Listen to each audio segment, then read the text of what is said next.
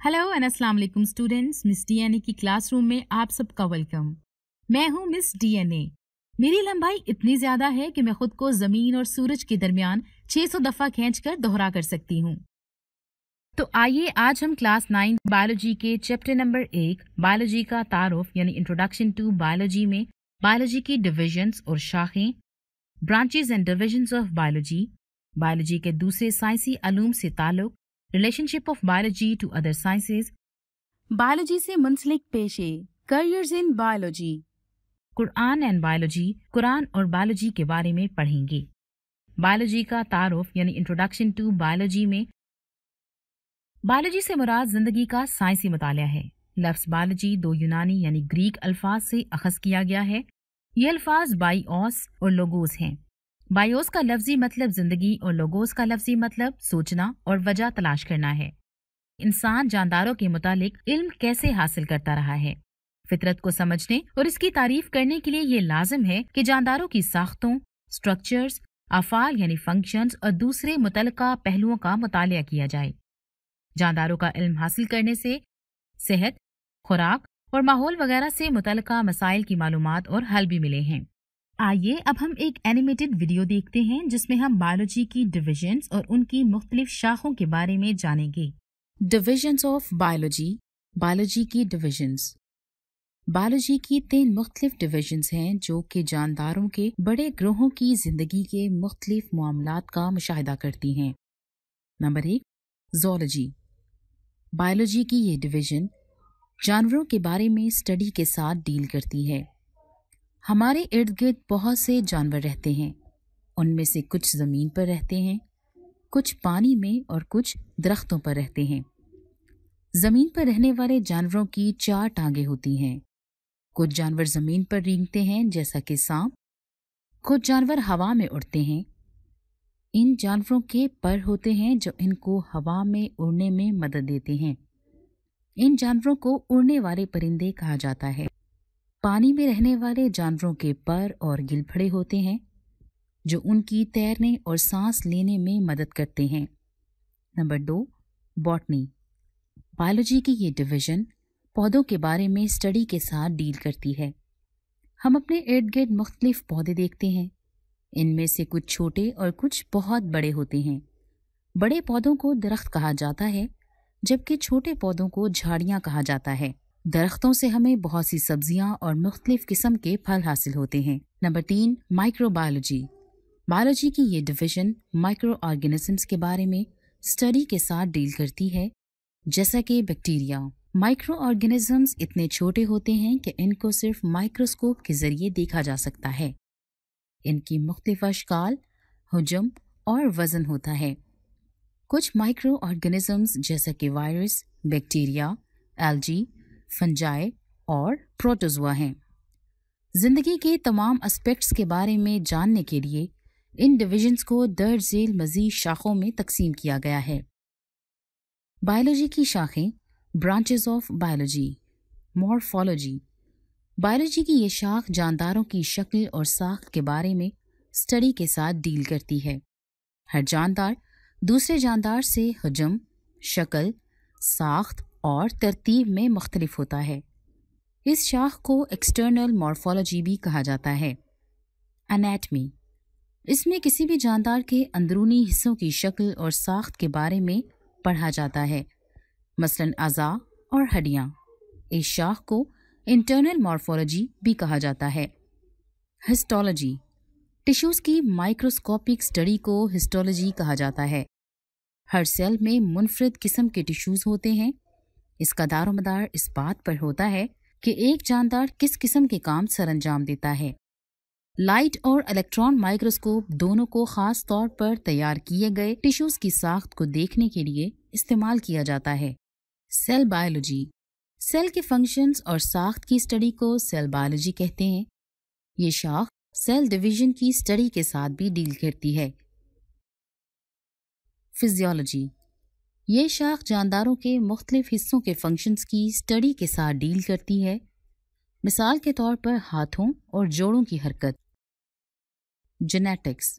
विरासत में जीन्स और इनके किरदार की स्टडी को जेनेटिक्स कहा जाता है। विरासत का मतलब है خصوصیات کی ایک نسل سے دوسری نسل میں منتقلی، مثال کے طور پر بچوں کی ان کے والدین سے مشابہت۔ ایمبریولوجی،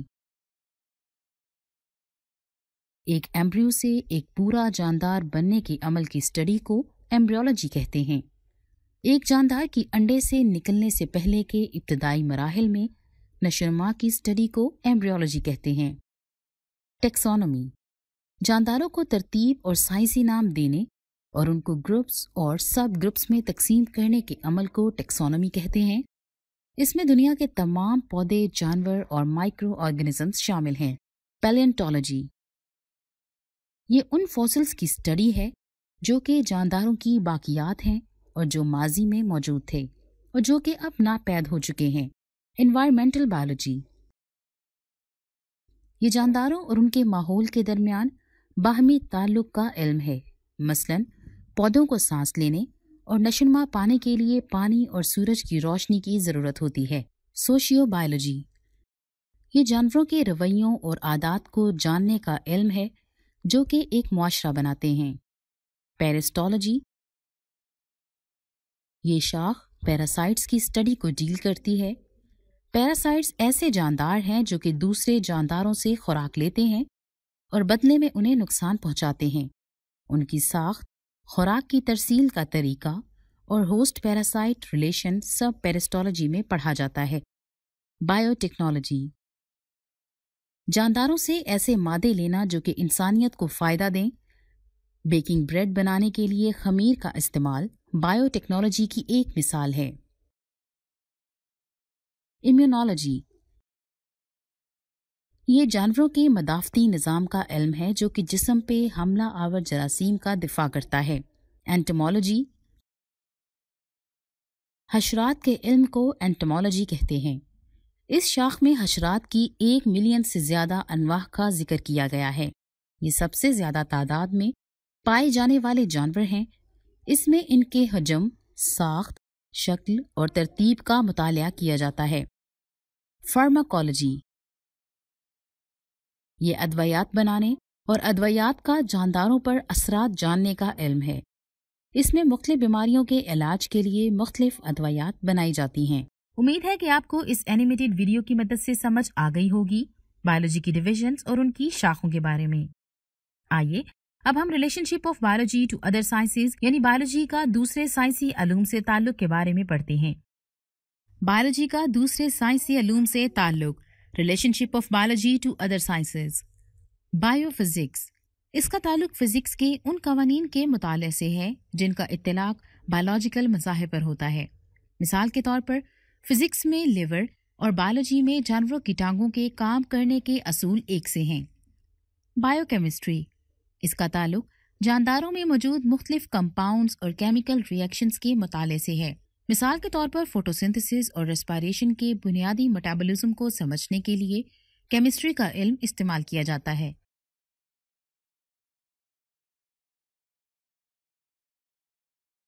بایو میتھمیٹکس اور بایو میٹری۔ بایو میتھمیٹکس یا بایو میٹری، اس کا تعلق میتھمیٹکس کے اصول اور طریقے استعمال کر کے بایولوجیکل اعمال کے مطالعے سے ہے۔ مثال کے طور پر تجرباتی کام کے بعد اکٹھے ہونے والے اعداد و شمار کے تجزیے کے لیے بایولوجسٹ کو میتھمیٹکس کے اصول استعمال کرنا پڑتے ہیں۔ بایو جیوگرافی، اس کا تعلق زمین کے مختلف جغرافیائی حصوں میں جانداروں کی اسپیشیز کی موجودگی اور پھیلاؤ کے مطالعے سے ہے۔ بایو جیوگرافی کے ذریعے مخصوص جغرافیائی علاقوں کی خصوصیات کے علم کو استعمال کر کے وہاں پائے جانے والے جانداروں کی خصوصیات کا تعین کیا جاتا ہے۔ بایو اکنامکس، اس کا تعلق معاشی حوالے سے جانداروں کے مطالعے سے ہے۔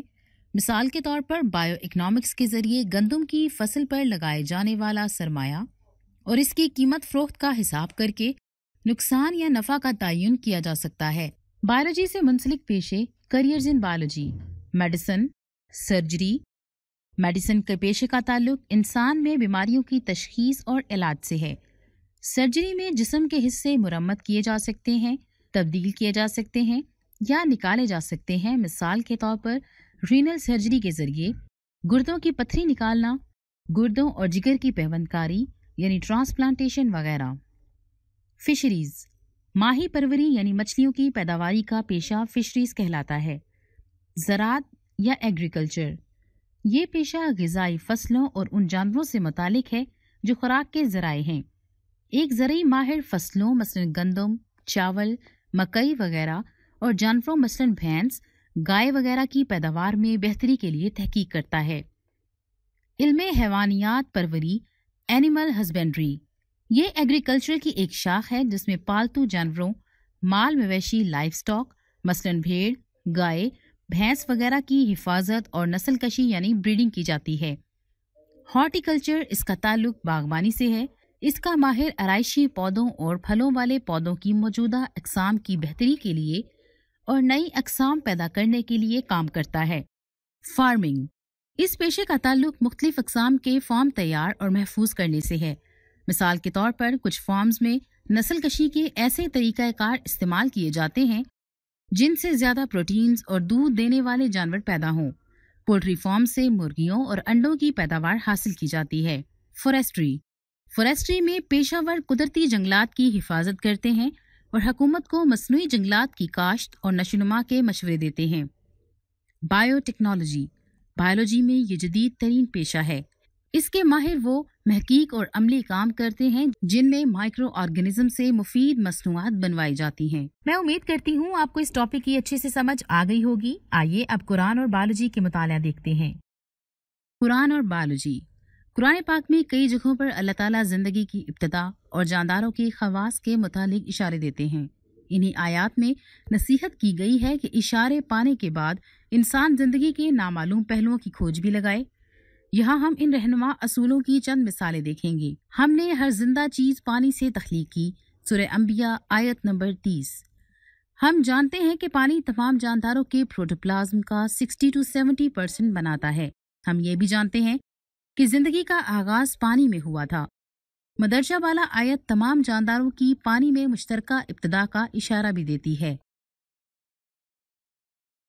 آئیے اب ہم سیمولیشن دیکھتے ہیں۔ برانچز آف بائیولوجی، بائیولوجی کی شاخیں۔ ان میں سے ایک صحیح جواب کو اس ٹوکری میں ڈالیں۔ اس شخص کا تعلق جانداروں کی بناوٹ اور ساختوں کے مطالعہ سے ہے۔ سوچئے وہ کون سی شاخ ہوگی؟ جی ہاں، وہ شاخ مارفالوجی ہے۔ ویری گڈ، یہ صحیح جواب ہے۔ اندرونی ساختوں کے مطالعے کو کیا کہتے ہیں؟ سوچئے، ذرا غور کیجئے۔ ویری نائس، اندرونی ساختوں کے مطالعے کو انیٹمی کہتے ہیں۔ یہ بالکل صحیح جواب ہے۔ بہت خوب بچوں، ویل ڈن۔ جانداروں کے ٹیشوز کا مائکروسکوپ کی مدد سے مطالعہ کرنا کیا کہلاتا ہے؟ جی تو بچوں، اپنے ذہن پہ ذرا زور دیجئے۔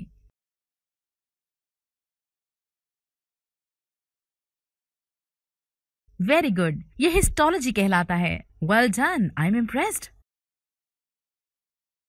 سیل اور سیل میں پائے جانے والے آرگینیلز کی ساختوں اور افعال کا مطالعہ کیا کہلاتا ہے؟ تھنک۔ ویل ڈن، یہ سیل بائیولوجی کہلاتا ہے۔ دس گونا بی انٹرسٹنگ۔ اس شاخ میں جانداروں کے جسم میں سر انجام دیے جانے والے افعال کے بارے میں علم حاصل کیا جاتا ہے۔ ذرا سوچئے وہ کیا ہوگا؟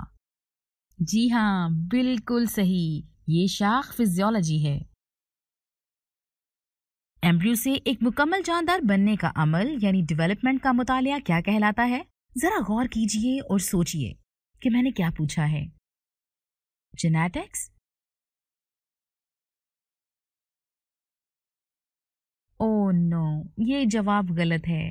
اور سوچئے، ذرا ذہن پہ زور دیجئے، اس کا صحیح جواب سوچئے۔ جی ہاں، یہ عمل ایمبریولوجی کہلاتا ہے۔ Well done. یہ شاخ جانداروں کے سائنسی نام رکھنے اور ان کے گروپس اور چھوٹے گروپس میں گروپ بندی یعنی کلاسیفیکیشن کا عمل ہے۔ جی ہاں، ذرا سوچئے کہ یہ کون سی شاخ ہوگی؟ کیا بات ہے، آپ نے تو بالکل صحیح اندازہ لگایا۔ یہ شاخ ٹیکسونومی ہے۔ وراثت سے مراد خصوصیات کا ایک نسل سے دوسری نسل میں منتقل ہونا ہے۔ غور کیجئے اور سوچئے، آرام سے سوچئے۔ جی ہاں، اس شاخ کا نام جینیٹکس ہے۔ फॉसिल से मुराद नापैद एक्सटिंक्ट हो चुके जानदारों की बाकियात हैं। जरा सोचिए और गौर कीजिए कि इसका सही जवाब क्या हो सकता है। सवाल पे गौर कीजिएगा। जी हाँ, ये पैलियोंटोलॉजी कहलाती है। जानदारों और उनके माहौल के दरमियान बाहमी अमल का मुतालिया क्या कहलाता है? मेरा ख्याल है आपको सोचने की जरूरत भी नहीं है, ये बहुत आसान है। वेरी गुड, ये एनवायरमेंटल बायोलॉजी कहलाता है। ये शाख इन जानदारों के मुआशरती रवैयों से मुतालिक है जो मुआशरे यानी सोसाइटीज बनाकर रखते हैं। ओके, थिंक ओवर इट कि कौन सी शाख होगी। वेल डन, ये शाख सोशियो बायोलॉजी है। बहुत खूब बच्चों, बहुत खूब, बहुत मजा आ रहा है। कौन सी शाख पैरासाइट्स के इल्म से मुतालिक है? ऑलराइट, गौर कीजिए। जी हाँ, ये शाख पेरिस्टोलॉजी कहलाती है।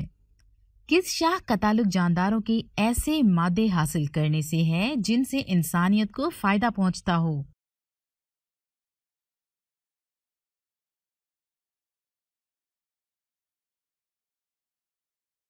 एक्सीलेंट, ये शाख बायोटेक्नोलॉजी है। ये मुतालिया जानवरों के मदाफती निज़ाम यानी इम्यून सिस्टम का अमल है जो जिस्म में नुकसानदेह माइक्रो ऑर्गेनिजम्स के खिलाफ दिफा करता है। मेरा ख्याल है नाम से ही आपको अंदाजा हो गया होगा कि ये शाख कौन सी हो सकती है।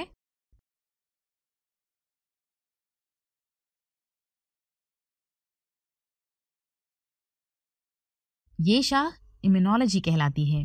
हशरात का मुतालिया क्या कहलाता है? जी बच्चों, मुझे आपके जवाब का इंतजार है।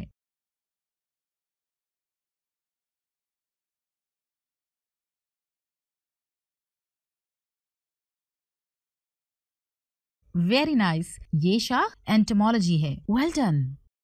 मेडिसिन्स और जानदारों के जिस्म पर इनके असरात का मुतालिया किया जाता है।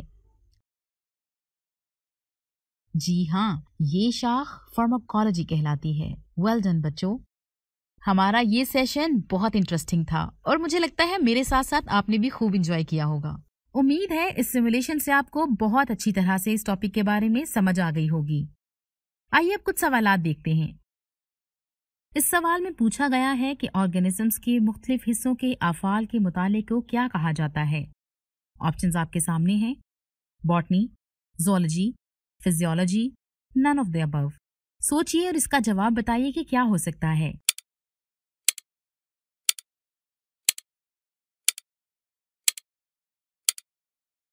जी हाँ, physiology is the right answer. चलिए बढ़ते हैं अगले सवाल की जानिब। इस सवाल में पूछा गया है कि कितने % पानी तमाम जानदारों के प्रोटोप्लाज्म को बनाता है। ऑप्शंस आपके सामने हैं। 80 to 90%, 50 to 60%, 40 to 50%, 60 to 70%। सोचिए और इसका जवाब दीजिए कि क्या हो सकता है।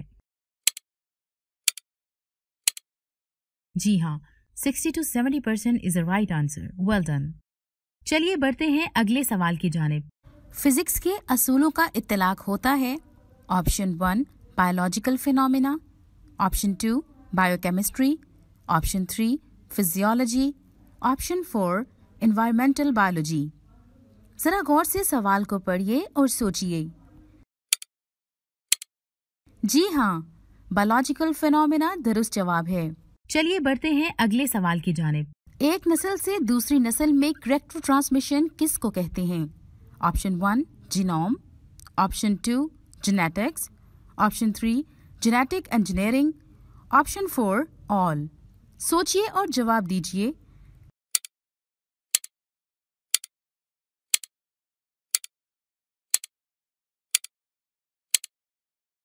जी हाँ, genetics is the right answer.